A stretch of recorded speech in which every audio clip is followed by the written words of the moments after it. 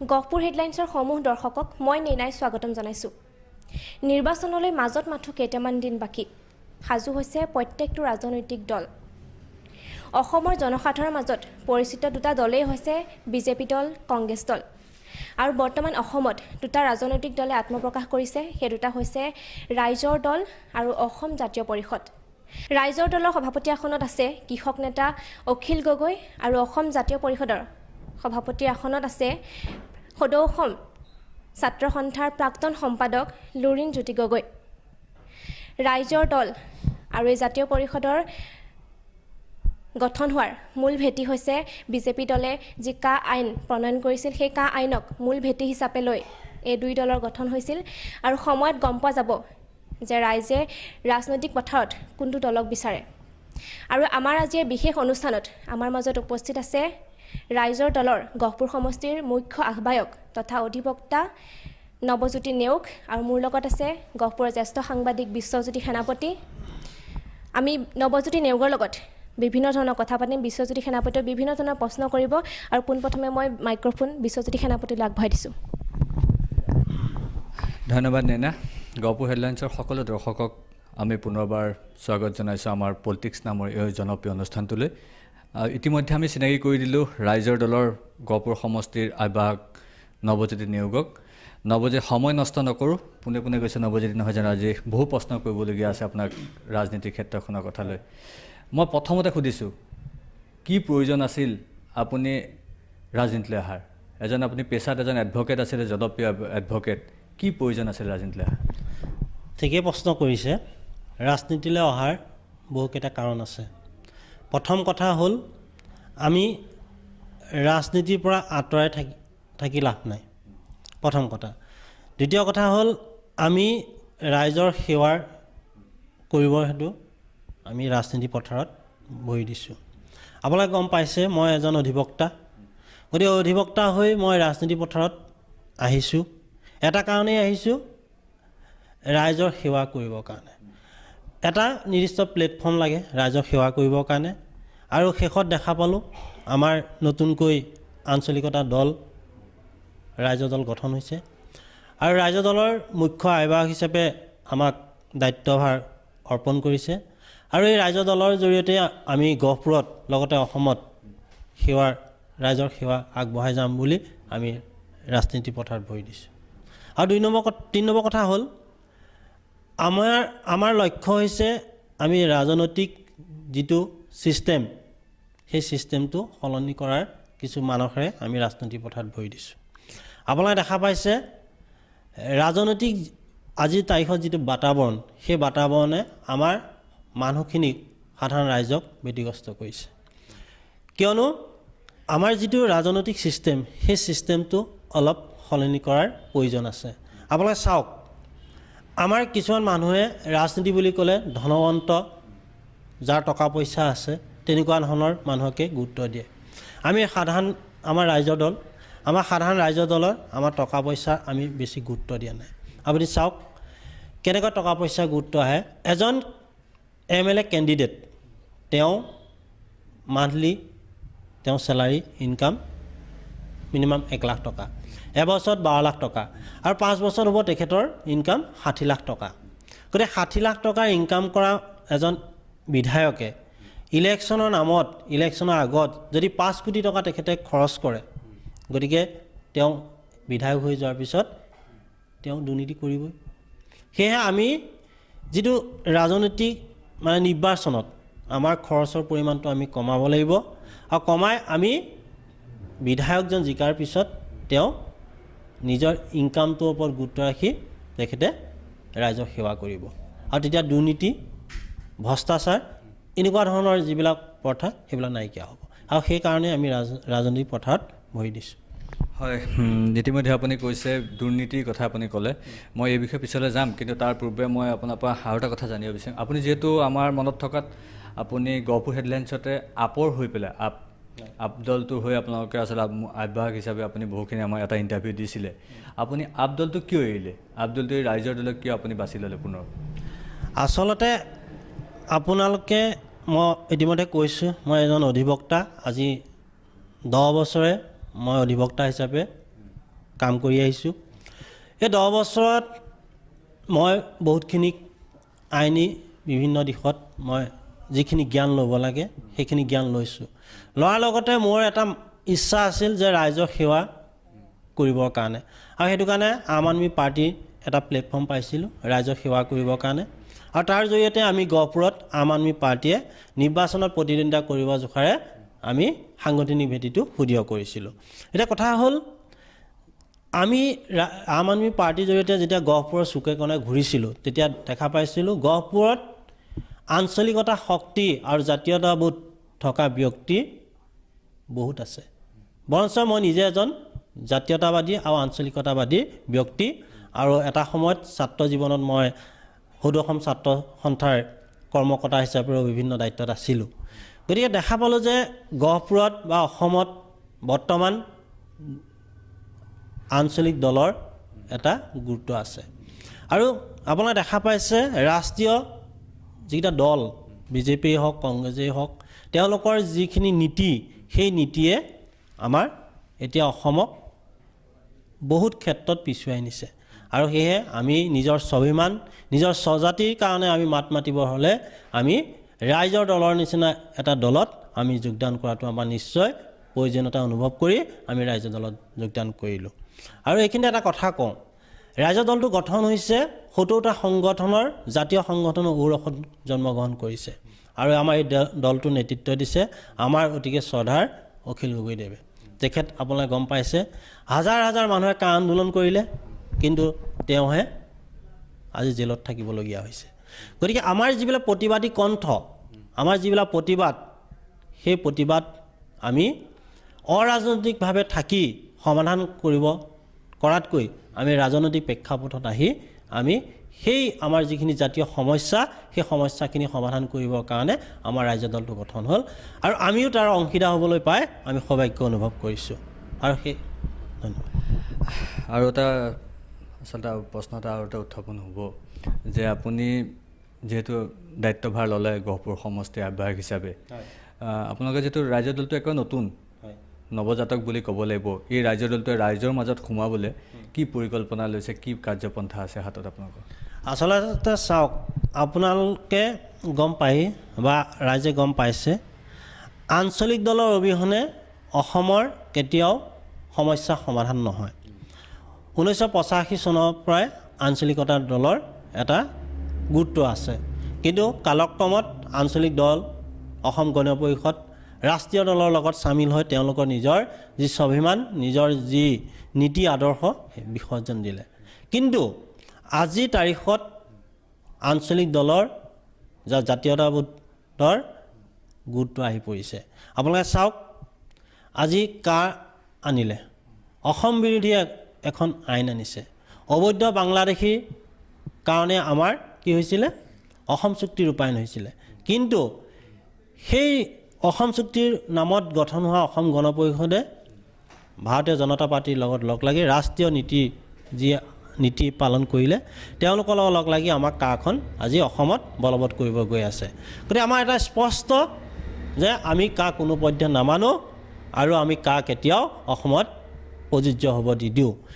সেয়েহে আমি আঞ্চলিকতা শক্তিটো জাতীয়তাবাদী এটা আঞ্চলিক চৰকাৰ অসমত গঠন হোৱাটো নিতান্তই প্ৰয়োজন বোধ কৰিছোঁ।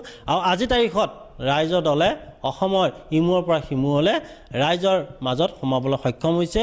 বা গহপুৰতো আজি আমি বেছিদিন হোৱা নাই ৰাইজৰ দলৰ দায়িত্ব লৈ আমি 34টা পঞ্চায়ত লগতে আমাৰ গহপুৰ সমষ্টিখন গঠন কৰিছোঁ, আৰু এখন টাউন কমিটি গঠন কৰিছোঁ, আৰু এতিয়া লাহে লাহে আমি বুথ কমিটিবিলাক গঠন কৰিবলৈ সক্ষম হৈছোঁ। গতিকে সাংগঠনিক এটা ৰাজনৈতিক দল নিৰ্বাচনত প্ৰতিদ্বন্দ্বিতা কৰিবৰ কাৰণে তেওঁলোকৰ সাংগঠনিক দিশটো টনকিয়াল হ'বই লাগিব, আৰু সেইখিনি কৰিবলৈ আমি সক্ষম হৈছোঁ। আৰু এইবাৰ গহপুৰত আঞ্চলিকতাবাদী জাতীয়তাবোধ থকা এজন বিধায়ক ইয়াৰ পৰা নিৰ্বাচিত হোৱাটো নিশ্চিত হৈ পৰিছে। মানে এইবাৰ গহপুৰত আঞ্চলিক দলৰ জয় জয়কাৰ হ'ব, আপুনি সেইটো ক'ব বিচাৰিছে? হয়, তেতিয়াহ'লে আপুনি ইয়াৰ পৰৱৰ্তী প্ৰশ্নলৈ যাব লাগিব। এতিয়া কথাটো হৈছে, আপোনালোকে দেখা পাইছে যে এই সময়ত নিৰ্বাচনমুখী অসমত যিহেতু শাসকীয় বিজেপি দলে ডেকা গাভৰুৰ পৰা আৰম্ভ কৰি শিশুৰ পৰা বৃদ্ধলৈকে সকলো কাৰণে কিন্তু আঁচনি গ্ৰহণ কৰিছে, বিভিন্ন লাভজনক আঁচনি গ্ৰহণ কৰিছে, তাৰপৰা ৰাইজ উপকৃতও হৈছে আৰু বহু আঁচনি লাভো কৰিছে। তেনে আঁচনি ঘোষণা কৰাৰ সময়ত, তেনে আঁচনিৰ পৰা ৰাইজ উপকৃত হোৱাৰ সময়ত ৰাইজৰ দলৰ দৰে এটা দলক ৰাইজে কিয় ভোট দিব বা কিয় আঁকোৱালি ল'ব? আচলতে চাওক, আঁচনি লৈছে এখন চৰকাৰ দায়িত্ব, তেওঁলোকে আঁচনি ল'বই লাগিব। জনকল্যাণমূলক ৰাষ্ট্ৰ এখনত আঁচনিটো ল'বই লাগিব, সেইটো আমি আদৰণি জনাইছোঁ। কিন্তু আঁচনি লৈছে কেতিয়া? আজি 5 বছৰ হ'ল, 5 বছৰ কমপ্লিট হ'ব হ'ল। আজি নিৰ্বাচনৰ সন্মুখত আঁচনিবিলাক ঘোষণা কৰিছে। সেই আঁচনিবিলাকে আমাক উপকৃত কৰিব জানো? এটা ক্ষণস্থায়ী আঁচনি তেওঁলোকে উলিয়াইছে। আপুনি এটা কথা চাওক, আঁচনিও কিছুমান আঁচনি আপুনি চাব, আমাৰ ল'ৰা ছোৱালীসকলক, ষ্টুডেণ্টসকলক 100 টকাকৈ তেওঁলোকে কলেজ গ'লে 100 টকাকৈ দিয়া এটা আঁচনি তেওঁলোকে লৈছে। আমি দিছোঁ, আমি বেয়া পোৱা নাই, কিন্তু এটা কথা মনত ৰখা উচিত যে এজন ছাত্ৰক বা এজন ল'ৰাক যদিহে পইচা দিয়া যায়, তেওঁলোকে সেইখিনি কিমান দূৰ সদব্যৱহাৰ কৰিব। আমিও যেতিয়া পঢ়ি আছিলোঁ, আমাৰ দেউতা আমাৰ দায়িত্ব আছিলে নিজৰ সন্তানটিক ডাঙৰ দীঘল কৰা, পঢ়া শুনা কৰা দেউতাৰ দায়িত্ব আছিলে। গতিকে তেওঁলোকে ল'ৰা ছোৱালীসকলক দিয়াৰ পৰিৱৰ্তে অভিভাৱকক কিয় সেই দায়িত্ব নিদিলে? সেই দায়িত্বটো নিজৰ অভিভাৱকক দিয়ে। মোৰ পিতৃ হিচাপে মোৰ সন্তানক মই পঢ়া শুনা কৰি তেওঁলোকক এটা পৰ্যায়লৈ নিয়াটো মোৰ দায়িত্ব। গতিকে সেই দায়িত্ব মই পালন কৰিব লাগিব। কিন্তু নিজৰ যিটো স্বাভিমান, নিজস্বতাটো যেতিয়া প্ৰত্যেকজন অভিভাৱকৰ নাইকিয়া হ'ব, তেতিয়া সেই সন্তানে ক'ত খৰচ কৰিছে, সেইটো সন্তানৰ পকেটত পইচাটো সোমাই ক'ত খৰচ কৰিছে আমি গম নাপাম। আমি যেতিয়া পঢ়ি আছিলোঁ, আমাক দেউতা মাহঁতে 2 টকা দি আমাক কলেজলৈ পঠায়। আমি তেতিয়া পইচাৰ সেই 2 টকাটোৱে আমাৰ কাৰণে যথেষ্ট। ঠিক সেইটো কাৰণে আমি ভাবিছোঁ এনেকুৱা ধৰণৰ আঁচনিয়ে কেতিয়াও আমাক উপকৃত কৰিব নোৱাৰে। এইবিলাক হৈছে নিৰ্বাচনৰ আগমুহূৰ্তত কিছুমান প্ৰলোভন। এই প্ৰলোভনত অসমৰ ৰাইজ কেতিয়াও বিক্ৰী নহয়। অসমৰ ৰাইজে এতিয়া বুজি পাইছে যে এই আঁচনিবিলাক কিমান দূৰ আমাক কিমান ছাকচেছ কৰিব, সেইটো অসমৰ ৰাইজে বুজি পাইছে। আৰু এই আঁচনিয়ে আমাক কেতিয়াও বিপদত নেপেলায়। আৰু ৰাইজৰ দলটো হৈছে সদায় ৰাইজৰ পক্ষত থাকিব। সঁচা গণতন্ত্ৰ কি ৰাইজৰ দলে সেয়া বুজাব, আৰু ৰাইজে বুজি উঠিছে। গণতন্ত্ৰত ৰাইজেই ৰজা, ৰাইজেই প্ৰজা, আৰু ৰাইজৰ দ্বাৰাই গণতন্ত্ৰ প্ৰতিষ্ঠা হয়। গতিকে ৰাইজৰ দলৰ নীতি আদৰ্শ অন্য ৰাষ্ট্ৰীয় দলতকৈ বহুত ধৰণৰ পৃথক। সেয়ে আমাক কোনো ধৰণৰ ৰাষ্ট্ৰীয় দলে আজি এই গহপুৰত বা অসমত 2021 নিৰ্বাচনত কোনো ধৰণৰ প্ৰভাৱ নেপেলায়। আপোনাৰ পৰা আচলতে পৰৱৰ্তী এটা প্ৰশ্নত আমি গৈছোঁ পুনৰবাৰ। যিহেতু কা আন্দোলনক বেছ কৰি আপোনালোকৰ দলটো গঠন হৈছিলে, কা আন্দোলনক পৃষ্ঠপোষক বুলি ক'ব লাগিব, আৰু সেই কা আন্দোলনৰ মই এটা কৈছোঁ যে এটা দল গঠন হ'বলৈ বা সেই দলটো চৰকাৰ গঠন হ'বলৈ যিখিনি আসনৰ প্ৰয়োজন, তাৰ বাবে কিন্তু এটা ইছ্যুৱে কিন্তু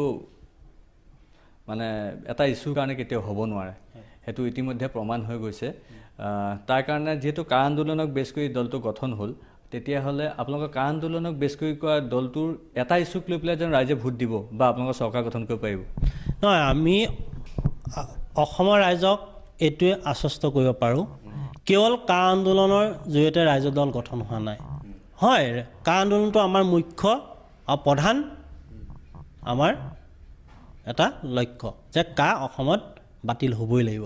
কিন্তু আমাৰ শ্ৰদ্ধাৰ অখিল গগৈ ডাঙৰীয়াৰ নেতৃত্বত কৃষক মুক্তি সংগ্ৰাম সমিতি লগতে 70টা সংগঠনে, জাতীয় সংগঠন, অসমৰ জাতীয় সংগঠনসকলে জাতীয় সমস্যাক লৈ ৰাজপথত আন্দোলন কৰি ভাগৰি গৈছে, প্ৰতিবাদ কৰি ভাগৰি গৈছে। গতিকে শেষত দেখা পালোঁ আমি অৰাজনৈতিকভাৱে আমাৰ কোনো সমস্যা সমাধান নহয়। গতিকে আমাৰ সমস্যা সমাধান কৰিবলৈ আমি ৰাজনৈতিকভাৱে আমি ক্ষমতা ল'ব লাগিব, আৰু ৰাজনৈতিকভাৱে ক্ষমতা ল'লেহে আমাৰ সমস্যা সমাধান হ'ব। সেয়েহে আমি ৰাজনৈতিক লগতে আমাৰ জাতীয় যিমানবিলাক সমস্যা আছে, নদীবান সমস্যা হওক, ভূমিপট্টা সমস্যা হওক, খিলঞ্জীয়া ভূমিপট্টা, আজি চাওক কিমান সমস্যা, আদিবাসী, আমাৰ মিচিংসকল, বড়োসকল, অসমীয়া ভাষীসকলৰ ভূমিপট্টাৰ ক্ষেত্ৰত কিমান সমস্যা।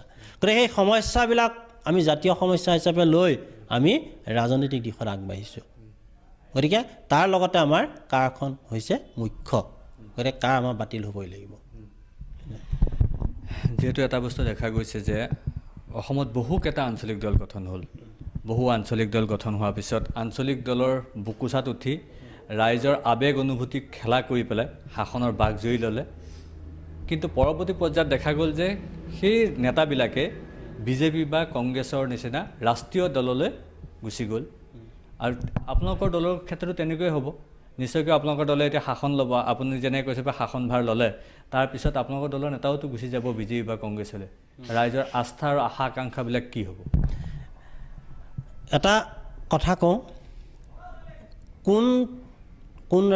কোন মানুহ কোন ৰাজনৈতিক দলত গৈছে সেইটো আমাৰ বিশ্বাস্য নহয় তেওঁলোকৰ ব্যক্তিগত লাভালাভৰ কাৰণেও যাব পাৰে কিন্তু আমাৰ এটা স্পষ্ট ৰাইজৰ দলৰ যি ৭০টা সংগঠনৰ নেতৃত্বত গঠন হৈছে ৰাইজৰ দলৰ নেতৃত্বই কেতিয়াও ৰাষ্ট্ৰীয় দলৰ ওচৰত শৰণাপন্ন নহয় আমাৰ প্ৰতিবাদী কণ্ঠক কেতিয়াও দিল্লীৰ ৰঙা চকুৰ ওচৰত আমি শিৰণত নকৰোঁ আমি ইয়াৰ পৰা ৰাজনৈতিক পথাৰৰ জৰিয়তে দিছপুৰ দখল কৰি আমি আমাৰ প্ৰতিবাদ দি কণ্ঠ আমি দিছপুৰত আমি জগাই তুলিম আৰু তাৰ পৰা আমি দিল্লীক আমি জনাম যে আমাৰ স্বাভিমান আছে আমাৰ স্বজাতিৰ কাৰণে আমাৰ অসমীয়া আই মাতৃৰ কাৰণে আমাৰ অন্তৰত মৰম আছে গতিকে সেইকাৰণে আমি কোনো ৰাষ্ট্ৰীয় দলৰ ওচৰত আমি শৰণাপন্ন নহওঁ গতিকে কোনোবা ব্যক্তিগত লাভালাভৰ কাৰণে কোনোবা দলত গৈছে তাত আমি গুৰুত্ব আৰোপ কৰা নাই কিন্তু আমি কি কৰি যাম সেইখিনিহে আমাৰ বেছি গুৰুত্বপূৰ্ণ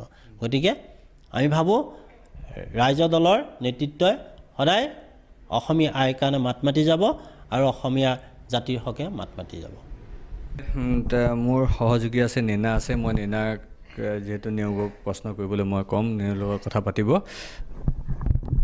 ধন্যবাদ মই আপোনাক খুব স্পষ্টকৈ কেইটামান প্ৰশ্ন কৰিম আৰু মই ভাবোঁ আপুনি মোক স্পষ্টকৈ উত্তৰ দিব কওকচোন যিহেতু আপোনালোকৰ দলটোক চান্দা পাৰ্টি দল বুলি কোৱা হয় আপুনি মানি ল'বনে নিশ্চয়কৈ নহয় আমাৰ কোনো ধৰণৰ চান্দা তোলাৰ কোনো নিয়ম নাই আমি চান্দা তোলাহাতে আজি ৰাইজৰ দলে জয় জয় ময়ময়কৈ আমি নিৰ্বাচনত বিভিন্ন ডাঙৰ সভা পাতি ৰাইজৰ ওচৰত আমি আগুৱাই পাৰিব পাৰিলোঁ আপোনালোকে দেখা পাইছে আমি ৰাইজৰ দলে সদায় গাঁৱৰ সাধাৰণ ৰাইজৰ কাষে কাষে গৈছোঁ আজি গহপুৰ সমষ্টিত আমি কোনো ধৰণৰ ডাঙৰ সভা পাতি আমি টকা খৰচ কৰিব বিচৰা নাই আমি ঘৰে ঘৰে গৈ মানুহৰ সেৱা লৈছোঁ আমাৰ ৰাইজৰ দলৰ বিভিন্ন দিশত ৰাইজৰ দলে যি নীতি আদৰ্শ আঞ্চলিকতাবাদী শক্তি কেনেকৈ উত্থান ঘটিবলৈ তাৰ ওপৰত আমি গুৰুত্ব দিছোঁ গতিকে নিশ্চয়কৈ আমি কোনো ধৰণৰ চান্দা পাৰ্টিৰ লগত জড়িত নহয় যেহেতু আপুনি ৰাজনৈতিক পথাৰত ভৰি দিলেই আৰু আপোনালোক যদি জয়ী হয় তেন্তে জয়ী হোৱাৰ পিছত যদি প্ৰলোভন দিয়া হয় আপোনালোক ৰাষ্ট্ৰীয় দলৰ ওচৰত বিকি যাব নেকি নহয় আমাৰ দলটোৰ নামেই হৈছে ৰাইজৰ দল গতিকে ৰাইজৰ দলে সদায় ৰাইজৰ কথা চিন্তা কৰিব ৰাইজৰ দ্বাৰা পৰিচালিত হ'ব আৰু ৰাইজে সিদ্ধান্ত ল'ব যে অনাগত দিনত আমাৰ কি কাম কৰিম আমি কাৰ জৰিয়তে অসমৰ সামাজিক ৰাজনৈতিক সাংস্কৃতিক অৰ্থনৈতিক বিভিন্ন ধৰণৰ আমি সমস্যা সমাধান কৰিবলৈ সক্ষম হ'ম আৰু অনাগত দিনত আমাৰ দলৰ চৰকাৰ হ'লে এই সামগ্ৰিকভাৱে উন্নয়নৰ ক্ষেত্ৰত ৰাইজৰ পৰামৰ্শৰ মতে কাম কৰিব মোৰ ৩ নম্বৰ প্ৰশ্ন হ'ল আপুনি মানৱ সেৱাৰ বাবে ৰাজনীতি পথাৰত ভৰি দিছে নে নিজৰ লাভালাভ নিজে কোটিপতি বা নিজে সুৰক্ষিত হ'বৰ বাবে নিশ্চয়কৈ আপুনি বহুত সুন্দৰ প্ৰশ্ন কৰিছে আজি চাওক মই 10 বছৰ আজি ওকালতি কৰি আছোঁ মোৰতো ওকালতি জীৱনতে মই বহুতখিনি কৰিব পাৰোঁ আৰু তেনেকৈ চলিও আছোঁ কিন্তু আজি মাজ বয়সতে আজি এইটো সময়ত আজি ৩৫ বছৰ বয়সত মই ৰাজনৈতিক পথাৰত ভৰি দিছোঁ মোৰ কথা হ'ল মই সেৱা কৰিব হ'লে আমি ৰাজনৈতিকভাৱে আগবাঢ়ি যাব লাগিব আৰু তেতিয়াহে সেৱা কৰিব পাৰোঁ যদিহে আমি ৰিটায়াৰমেণ্টৰ পিছত আমাৰ প্লেটফৰ্ম হৈছে ৰাজনৈতিক ছিষ্টেমটোত আমি সোমাওঁ ৰিটায়াৰমেণ্টৰ পিছত আমাৰ কিন্তু সেই উদ্যমটো নাথাকিব আজি মোৰ এই সময়খিনিত মই ওকালতি কৰি মই টকা উপাৰ্জন কৰিব পাৰোঁ কিন্তু মই ৰাজনীতিক পথাৰত কিয় আহিছোঁ ৰাইজৰ দলত কিয় আহিছোঁ আৰু ৰাইজৰ দলত এইটো কাৰণে আহিছোঁ ৰাইজৰ সেৱা কৰিবৰ কাৰণে আহিছোঁ গতিকে মোৰ কোনো তেনেকুৱা ধৰণৰ ইচ্ছা নাই যে ৰাজনৈতিক ক্ষমতা লৈ নিজে বহুতো আগুৱাই যোৱা তেনেকুৱা ধৰণৰ মোৰ কোনো আশা নাই আৰু মোৰ এটাই আশা গহপুৰত আমি আঞ্চলিকতা দলৰ বিধায়ক জয়যুক্ত কৰাই গহপুৰত অনাগত 5 বছৰত চুকে কোণে গহপুৰত আমি বিভিন্ন ধৰণৰ সমস্যা সমাধান কৰিবৰ কাৰণে সক্ষম হ'ম আৰু আমাৰ সেই ডেকা শক্তিয়ে আৰু যুৱ শক্তিয়ে তাত আমাৰ প্ৰাধান্য পাব সেইখিনি যিদৰে অসম গণ পৰিষদে ৰাইজৰ আৱেগ অনুভূতি আদিক লৈ ৰাজগাড়ী দখল কৰিছে, আপোনালোকেও সেইদৰে আৱেগ অনুভূতিক লৈ ৰাইজৰ সমস্যা বা ৰাইজৰ অনুভূতিক পিঠি দিয়া নেতা হ'ব নেকি? নহয়, দেখা পাব আপোনালোকে অসম গণ পৰিষদে আজি কি অৱস্থা। আজিতো আঞ্চলিকতা ভেটি বুলি ক'লে অসম গণ পৰিষদৰ কথা মানুহে নাভাবে। সেয়েহে আমি যদিও ভুল কাম কৰোঁ আমাক ৰাইজে দেখাই দিব আৰু আমি সেইখিনি শুধৰাবলৈ সক্ষম হ'ম। আৰু আমাৰ বিশ্বাস, দৃঢ় বিশ্বাস, আমি অখিল গগৈদেৱৰ নেতৃত্বত এজন আপোচবিহীন ঐক্যবদ্ধ প্ৰগতিশীল জাতীয়বোধ থকা এজন ব্যক্তিৰ নেতৃত্বত যেতিয়া ৰাইজৰ দলত যোগদান কৰিছোঁ, গতিকে তেখেতৰ যি নীতি আদৰ্শ সেই নীতি আদৰ্শ মতেই আমি আগবাঢ়ি যাব পাৰিম। যিহেতু ৰাইজৰ দল আৰু জাতীয় পৰিষদ একত্ৰিত হৈছে আৰু যদি জাতীয় পৰিষদক টিকেট দিয়া হয় তেতিয়া আপুনি কি কৰিব? নিশ্চয়কৈ এইটো আমাৰ ৰাজ্যিক নেতৃত্বই সিদ্ধান্ত ল'ব। আৰু আমাৰ কথা হ'ল ইয়াত প্ৰাৰ্থিত্ব কোনে পায় সেইটো আমাৰ গুৰুত্ব নাই। আমাৰ কথা হ'ল অসমত আঞ্চলিকতাবাদী আপোচবিহীন এখন আঞ্চলিক দলৰ চৰকাৰ হোৱাটো আমি বিচাৰোঁ। আৰু দুই নম্বৰ কথা হ'ল আমাৰ দলে সিদ্ধান্ত ল'ব বা ৰাজ্যিক নেতৃত্বই যৌথভাৱে সিদ্ধান্ত ল'ব গহপুৰত কাক প্ৰাৰ্থিত্ব দিব। আমি আশা কৰোঁ এজন যোগ্য ব্যক্তিক ইয়াত প্ৰাৰ্থিত্ব দিব আৰু সেই যোগ্য ব্যক্তিজন হয় কোন হয় আমি এতিয়ালৈকে সিদ্ধান্ত ল'ব নোৱাৰোঁ। যদিহে আমাক সেই দায়িত্ব দিয়ে আমি কিন্তু সেই দায়িত্ব ল'বলৈ আগবাঢ়ি যাম। আপোনালোকে এটা কথা চাওক, ইয়াত জাতীয় পৰিষদে টিকেট পাব বা ৰাইজৰ দলে টিকেট পাব, আমি কি কৰিম? ইয়াত এটা কথা আছে, আপোনালোকে জানে লাচিত বৰফুকনে সেনাপতি হৈ শৰাইঘাটৰ যুদ্ধত ৰণ কৰিছিলে।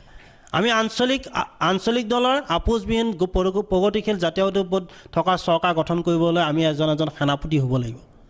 গতিকে আমি তাত প্ৰাৰ্থিত্বকেন্দ্ৰিক সংঘাতত আমি লিপ্ত নহওঁ। আমাৰ দায়িত্ব এটাই আমাৰ দলৰ বা আঞ্চলিক দলৰ চৰকাৰ হ'ব লাগিব। গতিকে তাত আমি এজন সেনাপতি হিচাপে আমি থিয় হ'ম বুলি আমি প্ৰতিজ্ঞাবদ্ধ হৈছোঁ। কওকচোন, আপোনাৰ প্ৰতিদ্বন্দ্বী উৎপল বৰা নে ৰিপুণ বৰা? আচলতে ব্যক্তি বিশেষৰ লগত আমাৰ প্ৰতিদ্বন্দ্বিতা নহয়, আমাৰ হ'ব দলৰ নীতি আদৰ্শৰ লগত। বিজেপি দলৰ নীতি আদৰ্শৰ লগত, কংগ্ৰেছ দলৰ নীতি আদৰ্শৰ লগত আমাৰ প্ৰতিদ্বন্দ্বিতা হ'ব। আজি চাওক, কংগ্ৰেছ দল সাম্প্ৰদায়িকতাৰ ওপৰত ভিত্তি, আজমলৰ লগত AYDFৰ লগত তেখেতৰ মিত্ৰতা কৰি তেওঁলোকে ক্ষমতা ল'বৰ কাৰণে আগবাঢ়ি গৈছে। গতিকে তেওঁলোকৰ নীতি আদৰ্শৰ লগত আমাৰ প্ৰতিদ্বন্দ্বিতা হ'ব। আজি বিজেপি চৰকাৰ চাওক, আজি তেওঁলোকে আমাক হিন্দু আজিহে শিকাব আহিছে নেকি? হিন্দুত্বৰ নামত তেওঁলোকে ৰাজনীতি কৰিব আহিছে। হিন্দুত্বৰ নামত ৰাজনীতি কৰি আজি 5 বছৰ উন্নয়নৰ দিশটোৰ ফালে পিঠি দিছে। গতিকে আমাৰ তেওঁলোকৰ নীতি আদৰ্শৰ লগতহে আমাৰ প্ৰতিদ্বন্দ্বিতা হ'ব। ব্যক্তি বিশেষৰ লগত আমাৰ কোনো ধৰণৰ আমাৰ প্ৰতিদ্বন্দ্বিতা নহয়। গতিকে এইটো স্পষ্ট, গহপুৰ সমষ্টিৰ ৰাইজক আমি সদায় এইটোৱে ক'ব বিচাৰোঁ, আমি কোনো ব্যক্তিৰ লগত আমাৰ কোনো ধৰণৰ সংঘাতৰ সৃষ্টি নহয়। আমি নীতি আদৰ্শগতভাৱেহে দলৰ লগত আমি প্ৰতিদ্বন্দ্বিতা কৰিম। হয়, পুনৰবাৰ মই আগবঢ়াই দিছোঁ মাইক্ৰফোন বিশ্বজ্যোতি সেনাপতিলৈ কিছু কথা পাতিবৰ বাবে। ধন্যবাদ নেনা। বহু প্ৰশ্ন কৰিলোঁ হয়, আৰু কেইটামান প্ৰশ্ন আছে, সময় কমি আহিছে আমাৰ। আপোনাৰ পৰা জানিব বিচাৰিম, যিহেতু আপোনাৰ লগত একে পেচাত জড়িত বিজেপি দলৰ জোনমণি খাউণ্ড, জোনমণি খাউণ্ডে কৈছে যে যিহেতু কাখন আইনত পৰিণত হ'ল আৰু এই কাখন যদি বাতিল হ'বলৈ হয় তেতিয়াহ'লে কেন্দ্ৰটো আঞ্চলিক দল হ'ব, ৰাজ্যত থাকিব লাগিব। আপোনালোকে কৈছে আঞ্চলিক দল গঠন কৰিম, আপোনালোকৰ দল হ'ব বুলি কৈছে, কিন্তু কেন্দ্ৰটো আঞ্চলিক দল হ'ব লাগিব। সম্ভৱ জানোহে? চাওক, জোনমণি খাউণ্ডৰ কথা মই বিশেষ নকওঁ। তেখেতটো অধিবক্তা হিচাপেতো তেওঁ কা আন্দোলনত জঁপিয়াই পৰিছিলে। আজি এটা ৰাজনৈতিক দলত যোগদান কৰাৰ পিছত তেওঁ কাৰ লগত স্থিতি গ্ৰহণ কৰিছে, গতিকে তেওঁৰ কাৰ সপক্ষে স্থিতি লৈছে। গতিকে এটা ৰাজনৈতিক দলত গৈ তেওঁ নিজৰ স্থিতি স্পষ্ট কৰিছে, তাত আমাক ক'বলগীয়া নাই। কিন্তু আমাৰ মূল লক্ষ্যটো হৈছে কা অসমৰ পৰা বাতিল হ'ব লাগিব। আজি চাওক, কা আইনত পৰিণত হৈছে। প্ৰথমতে কেব আছিলে, তাৰপৰা কা হ'ল, আইনত পৰিণত হৈছে, কিন্তু এতিয়ালৈকে অসমত লাগু হোৱা নাই। আমাৰ প্ৰথম কামেই হ'ব, আমি যেতিয়া ৰাজনৈতিকভাৱে নিৰ্বাচনত জয়যুক্ত হৈ আমাৰ চৰকাৰ গঠন হ'ব, প্ৰথম অধিৱেশনতে আমি প্ৰস্তাৱ গ্ৰহণ কৰিম অসমত কা কেতিয়াও লাগু হ'ব নিদিওঁ, অসমত কেতিয়াও কা আহিব নোৱাৰে। গতিকে আমাৰ সেইটো স্পষ্ট মতে ইয়াত জোনমণি খাউণ্ড বা বেলেগ দলৰ বিজেপি দলৰ যি স্থিতি তাত আমাক ক'বলগীয়া একো নাই কিন্তু আমাৰ স্থিতি এটা আমি কা কেতিয়াও অসমত মানি নলওঁ দেখা গৈছে যে নিৰ্বাচন একদম সমাগত নিৰ্বাচনমুখী অসমত প্ৰতিজন মানুহৰ প্ৰতিজন ভোটাৰৰ অন্তৰত এটা কথা এতিয়া আছে যে নিৰ্বাচন খেলিব আপোনালোকে আঞ্চলিক দল হৈ নিৰ্বাচন খেলিব বিজেপি হওক বা কংগ্ৰেছৰ বিৰুদ্ধে নিৰ্বাচন খেলিব মূল ইছ্যুটো কি ইছ্যু লৈ খেলিব ঢেৰ ইছ্যু কথা ক'লে কিন্তু মূল ইছ্যুটো ৰাইজে যিটো ইছ্যু আপোনালোকে আগবঢ়ালে আশ্বস্ত হ'ব বুলি ভাবে ৰাইজক আপোনালোকে ভোট দিব কি ইছ্যু হ'ব সেইটো আমাৰ মূল ইছ্যু হ'ব এইবাৰ প্ৰেক্ষাপটত আমি ৰাষ্ট্ৰীয় দলৰ এগেইনষ্টত আমি প্ৰতিদ্বন্দ্বিতা কৰিম গতিকে ৰাষ্ট্ৰীয় দলৰ লগত আমি কিয় প্ৰতিদ্বন্দ্বিতা কৰিম সেইখিনি আমাৰ অসমৰ ৰাইজক আমি বুজাব লাগিব গহপুৰ সমষ্টিৰ ৰাইজক আমি বুজাব লাগিব গতিকে সেইখিনি ক্ষেত্ৰত আমাৰ বিজেপি চৰকাৰে যিখিনি নীতি লৈছে আমাৰ পুঁজিপতিৰ ওচৰত তেওঁলোকে আমাক বন্ধকত ৰাখিছে প্ৰত্যেক ভোটাৰক আজি চক্ৰবেহুৰ মাজত সোমাই ৰাখিছে বিভিন্ন ধৰণৰ স্কিম দিছে 830 টকাৰ স্কিম দি প্ৰত্যেক মানুহক এখন চক্ৰবেহুত সোমাইছে সেই চক্ৰবেহুৰ পৰা ওলাব নোৱাৰা কৰি ৰাখিছে কিন্তু আমাৰ দায়িত্ব হ'ব সেই চক্ৰবেহু ভাঙি তাৰ পৰা উলিয়াই অনাটো গতিকে কথাটো হ'ল আমি সেই চক্ৰবেহুৰ মাজৰ পৰা ৰাইজক উলিয়াই আনিব লাগিব কাৰণ 830 টকা আমাক দিছে কিন্তু আজি বস্তুৰ মূল্য কিমান 1 লিটাৰ মিঠাতেলৰ দাম আমি আজি 150 টকাত কিনিবলগীয়া হৈছে আজি পেট্ৰল ডিজেলৰ দাম কিমান হৈছে গতিকে বস্তুৰ দাম আকাশলংঘী হৈছে গতিকে সেই চক্ৰবেহুৰ মাজৰ পৰা আমি ৰাইজক উলিয়াই আনিব লাগিব যে বিজেপিৰ সেই যিটো পুঁজিপতিৰ ওচৰত আমি বন্ধকত যাব গৈছোঁ সেই তাৰ পৰা আমি উলিয়াই আনিবৰ কাৰণে তেওঁলোকক আমি সজাগতাৰ সৃষ্টি কৰিব লাগিব আৰু আপোনালোকে এতিয়া দেখিছে গহপুৰ সমষ্টিত ৰাইজে নিজে নিজে ভাবি লৈছে এইবাৰ আমি কি সিদ্ধান্ত ল'ম আমি গহপুৰৰ চুকেকোণতো আমি গৈছোঁ গতিকে ৰাইজৰ মাজত আমি দেখা পাইছোঁ যে ৰাইজে অন্তৰত এটা এইবাৰ বেলেগ ধৰণে চিন্তা কৰিছে আৰু সেই চিন্তাখিনি আমাৰ আঞ্চলিকতা দলৰ পক্ষে আহিব বুলি আমি দৃঢ় বিশ্বাস আছোঁ